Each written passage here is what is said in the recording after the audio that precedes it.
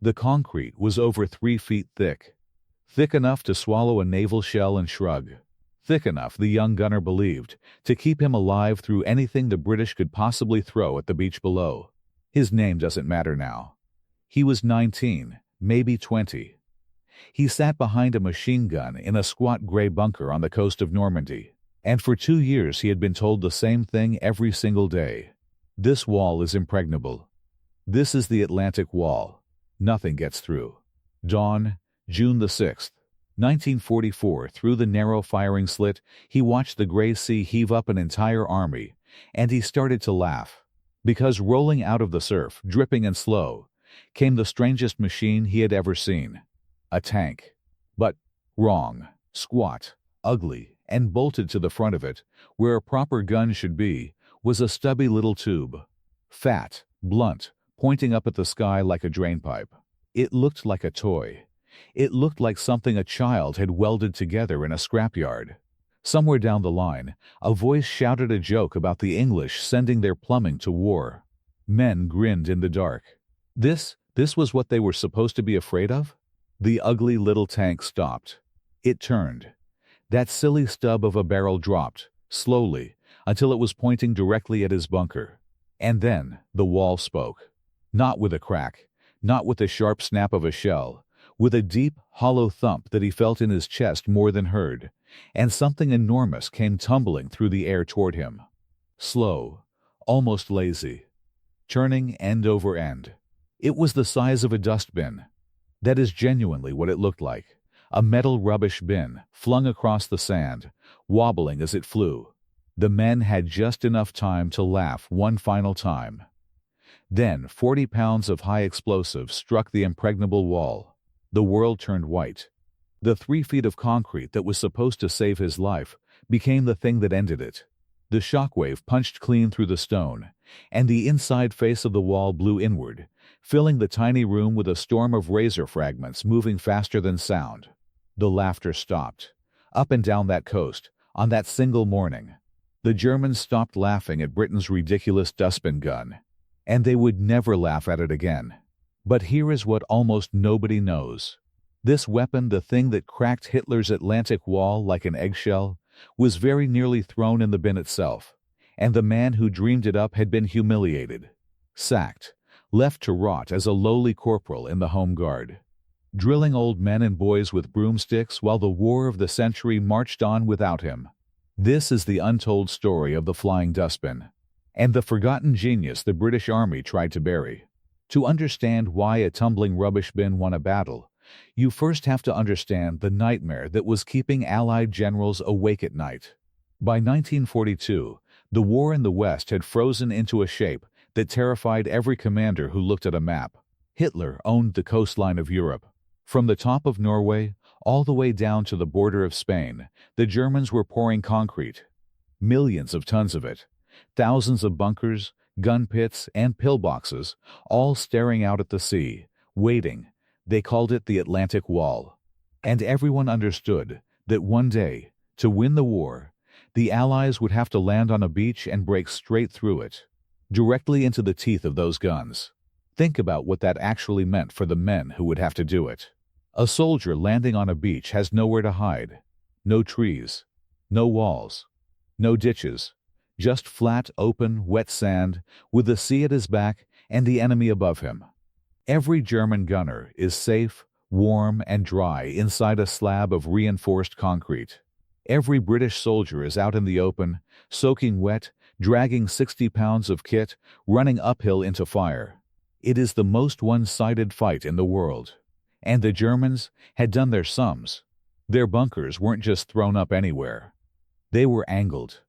Cleverly, most of them didn't even point out to sea, where a warship could hit them square on.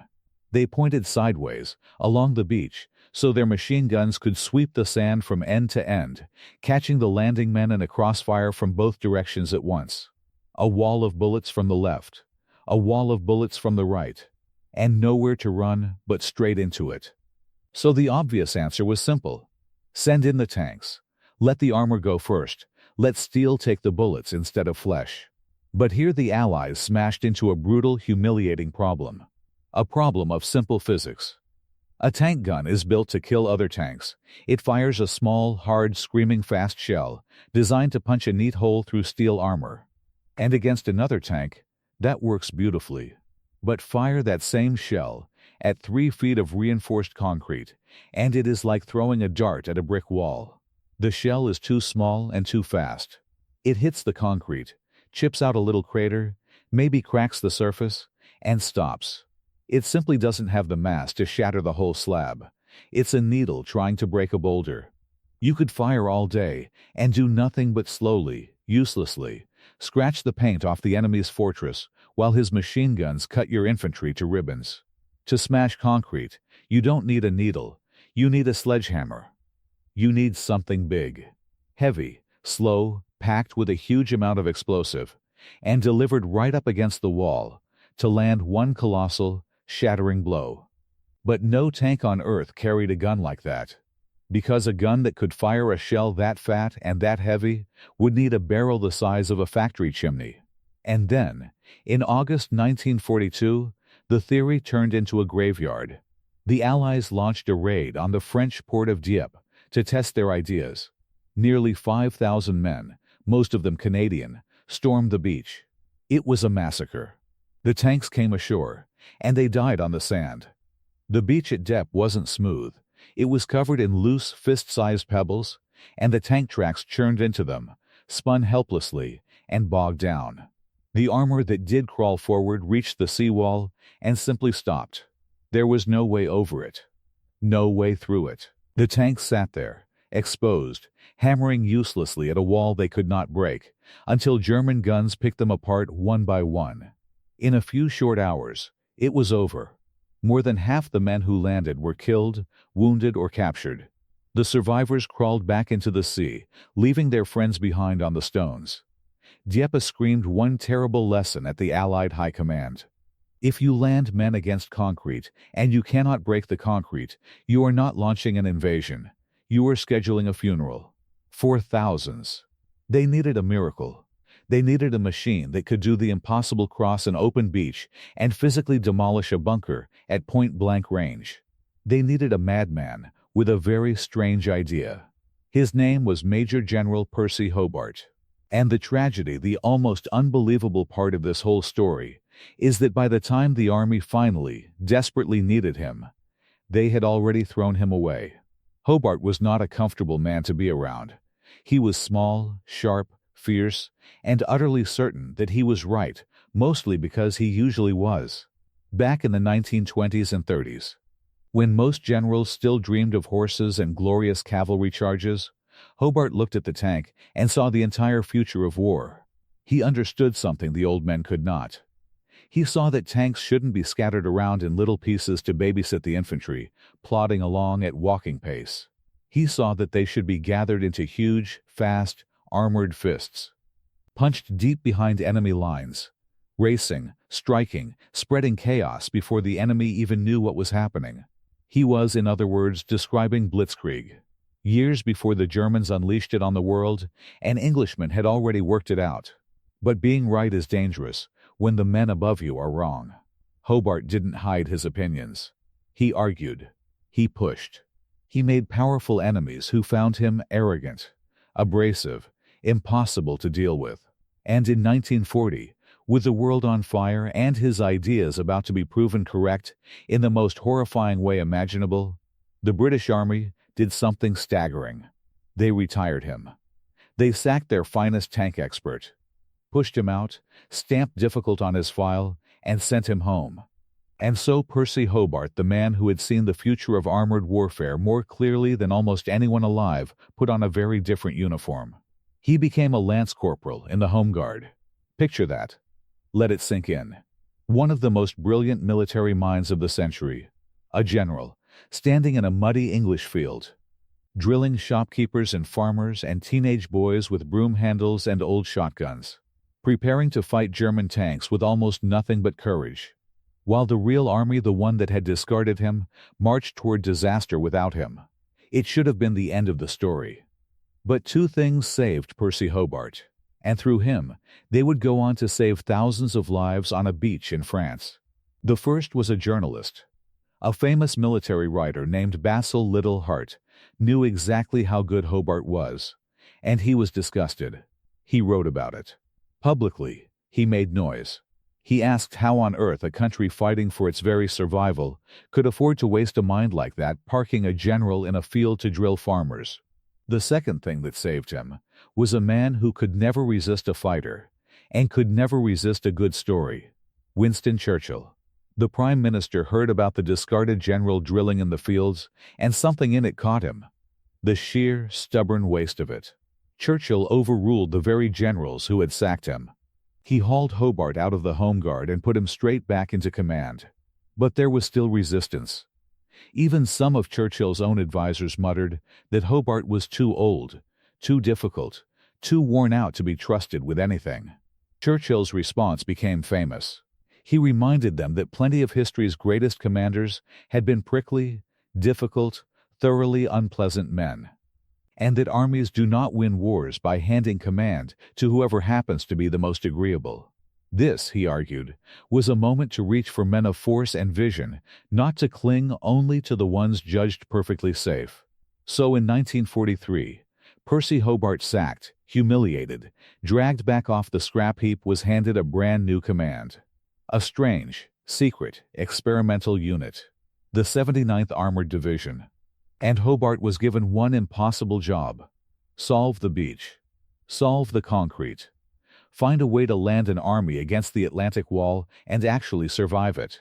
The out-of-touch generals had created this problem by ignoring him for years.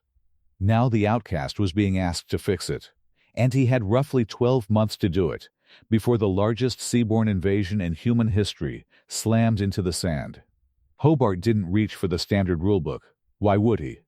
The standard rulebook is exactly what got all those men killed at Dieppe. The standard rulebook had sacked him. Instead, he gathered a team of engineers and inventors, locked them away in secrecy, and asked a question so simple and so mad that no respectable general would ever have said it out loud. What if we build tanks that don't look like tanks at all? What if we build a whole zoo of the strangest war machines the world has ever seen and use them to cheat our way through the wall? When rumors leaked about what he was building, the army gave his creations a mocking nickname, a sneer, a joke. They called them Hobart's Funnies. They were not going to be funny for very long. To beat the beach, Hobart's team didn't build one weapon. They built a family of monsters, each one designed to defeat a specific horror. There was a tank that grew huge chains on a spinning drum bolted to the front, thrashing the ground ahead of it, beating the sand with steel whips to smash buried mines before the men behind could ever step on them. There was a tank that breathed fire, hurling a jet of burning liquid the length of a swimming pool to roast defenders out of their pillboxes. There was a tank that could swim, wrapped in a tall canvas skirt to keep it afloat, driven along by little propellers, so armor could arrive on the beach with the very first wave, instead of leaving the infantry to face the guns alone.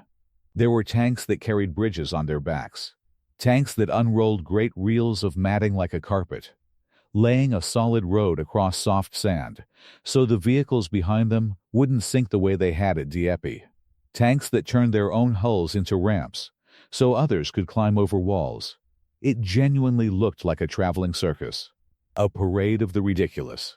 But the true star of the show, the machine that would make the Germans choke on their laughter, was the bunker killer. They took a Churchill tank, a big heavy beast, and stripped out its normal gun.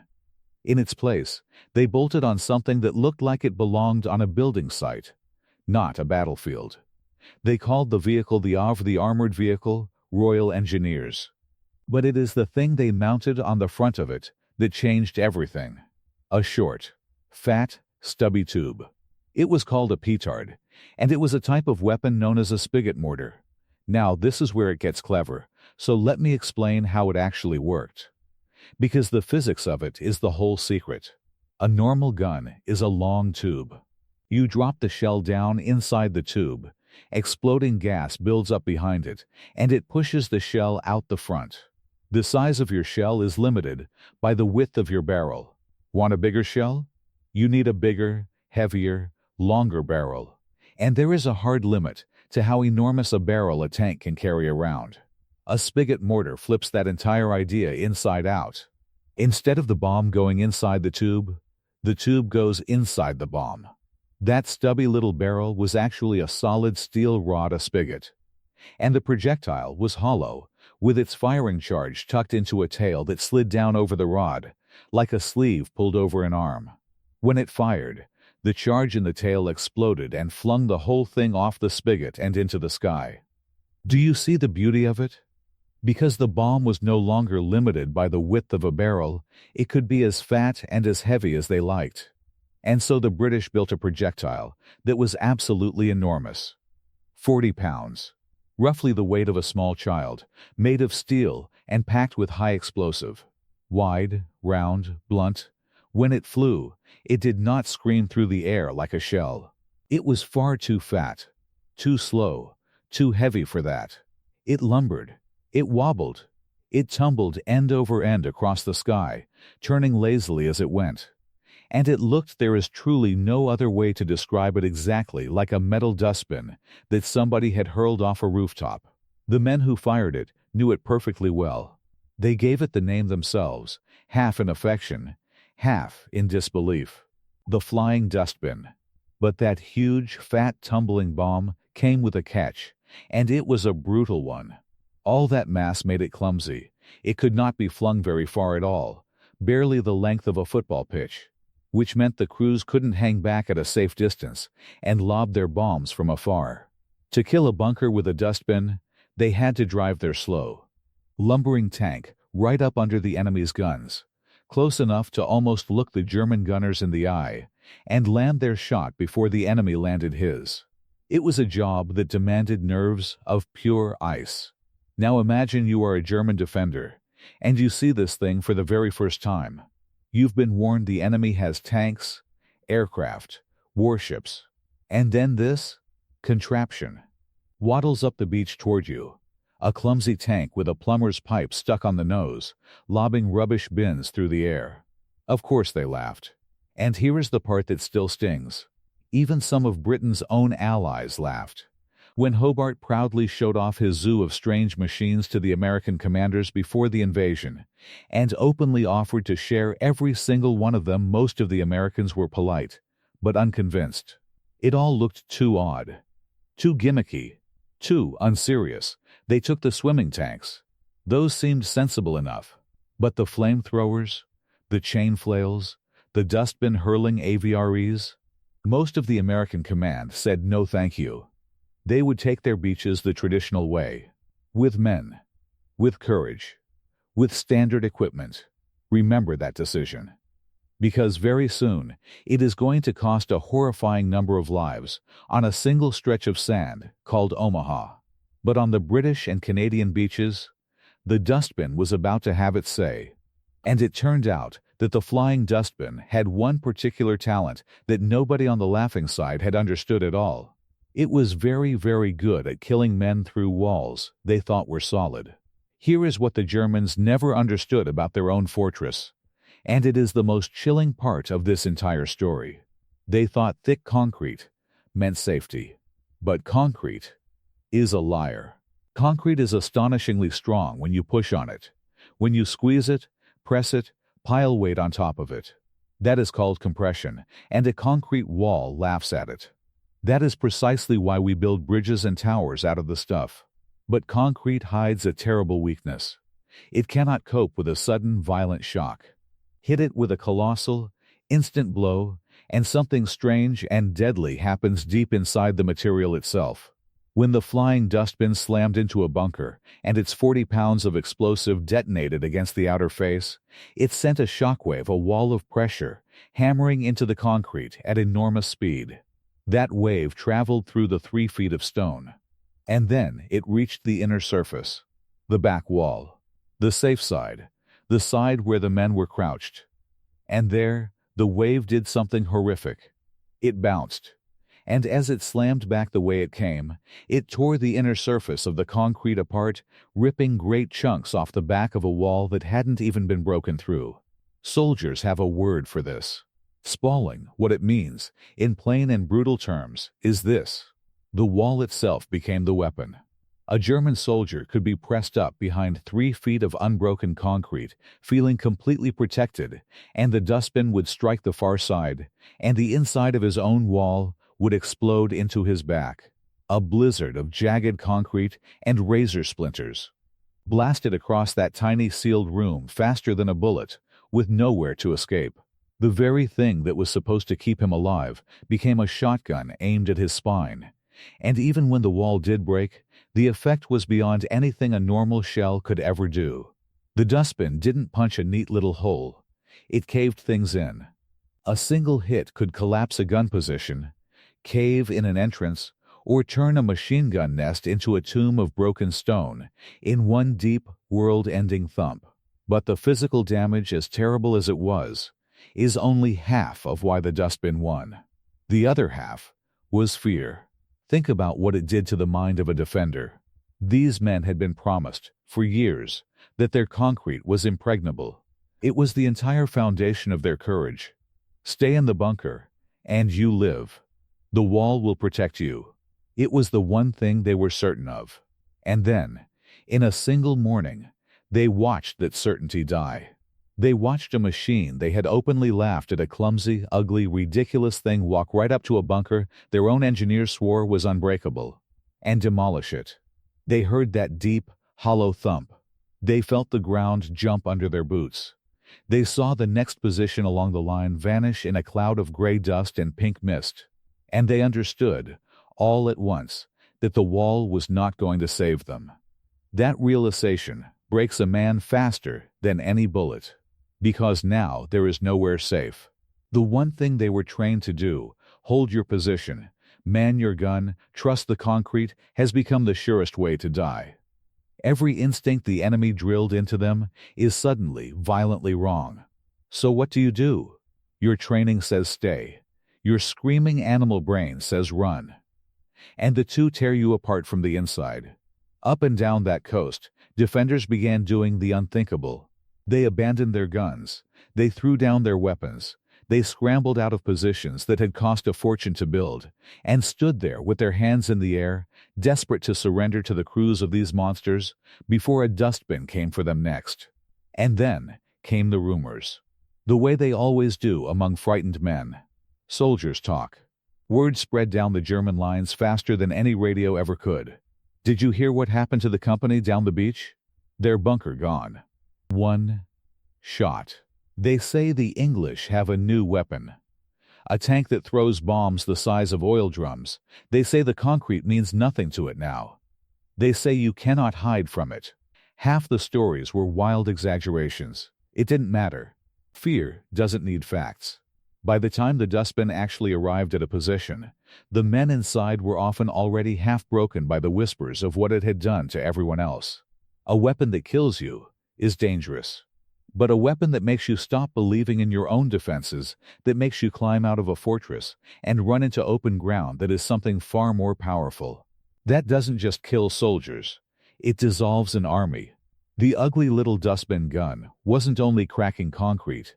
It was cracking the men behind it. June the 6th, 1944. D-Day. The largest invasion the world has ever seen. And along one single stretch of French coast, history ran two experiments at exactly the same time, side by side, with human lives as the results. On the eastern beaches, the British and Canadian landings, on sand code named Gold, Juno, and Sword, Hobart's Funnies went in. They arrived with the leading waves. The swimming tanks crawled out of the surf right beside the infantry, so the men were not alone under the guns.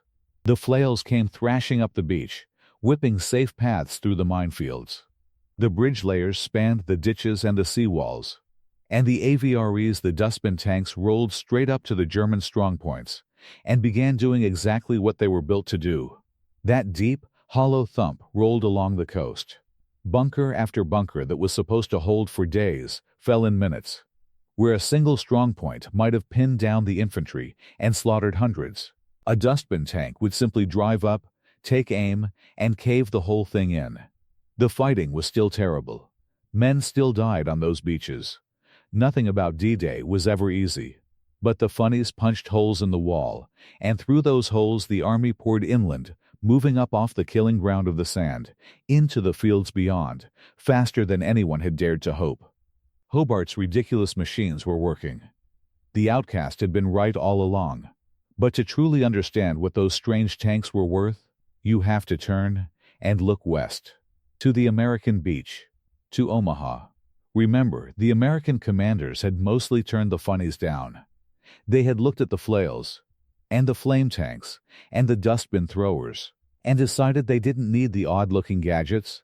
They would take their beach the direct way. And Omaha became a slaughterhouse. The few swimming tanks they did try to use were launched far too far out, into seas far too rough for those flimsy canvas skirts. Most of them flooded and sank on the long swim in, dragging their crews down into the dark before they ever fired a single shot. And so the infantry, the young men waiting ashore at Omaha, arrived with almost no armor beside them at all. They hit the sand and found the full, unbroken fury of the Atlantic Wall waiting for them. Every bunker intact. Every machine gun firing.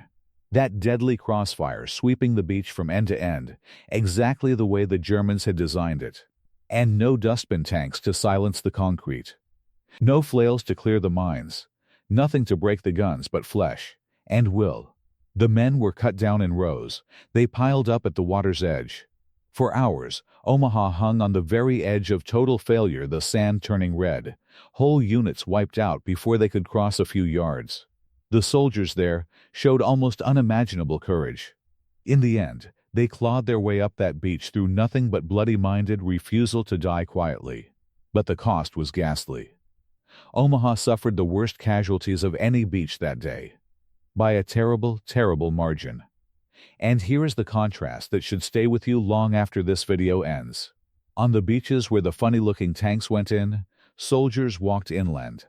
On the beach where the funny-looking tanks were turned away, soldiers died in their hundreds, piled on the sand. Nobody can ever say, with a clean number, how many lives the Dustbin Gun and its strange cousins saved. War is never that tidy. But stand on those two stretches of coast, look at what happened on each, and the message becomes impossible to ignore. The difference between walking off a beach and dying on it was sometimes nothing more than whether the man in command had been humble enough to accept a weapon that looked ridiculous. At Dieppe, arrogance had said the ordinary tanks would manage. And men died on the stones. At Omaha, arrogance had said we don't need the gimmicks. And men died in the surf. And on the British beaches, an outcast the army had once sacked, and mocked, and buried in the Home Guard, quietly handed thousands of soldiers their lives back. The men who laughed at Percy Hobart. The men who laughed at his flying dustbin. History did not treat their laughter kindly. Percy Hobart never got a hero's parade. Men like him rarely do. He saw out the rest of the war, quietly commanding his strange division through the fighting across Europe, his dustbin tanks, and his flails, and his flamethrowers crawling all the way into the heart of Germany itself. And then, when it was finally over, he slipped back out of the spotlight. The difficult little general the army had never quite known what to do with. But his machines had rewritten the rules of war. The idea he had fought for, that you could engineer your way past any obstacle, that you could build a specialist monster for every impossible problem, became the foundation of how modern armies fight. The combat engineering vehicles that armies still roll out today, all over the world, are the grandchildren of Hobart's Funnies. The man they threw in the bin had quietly built the future. And the Flying Dustbin itself? That absurd, tumbling 40-pound rubbish bin of high explosive earned a strange kind of immortality. It became a symbol. Proof that in war, the thing that looks the most ridiculous can be the very thing that saves you. That laughter is not the same as safety. And that the men who sneer at what they don't understand are so often the ones with the least time left to sneer. So think back, one last time, to that young German gunner, 19 years old. Dawn on the 6th of June. Crouched behind 3 feet of concrete he truly believed could stop the world. He watched a clumsy little tank waddle up out of the sea with a plumber's pipe on its nose. He heard his friends laughing about English plumbing gone to war. He had those few easy seconds of certainty that this silly machine was nothing, that the wall would hold, that he was safe. 30 seconds of laughter. And then, the deep, hollow thump. And the dustbin, tumbling lazily across the sky. And the wall, his impregnable wall, turning inward to meet him. That was the moment. All along that coast, in that single gray morning, the sound of German laughter died. And it was replaced, forever, by the deep, hollow thump of a rubbish bin that changed the world.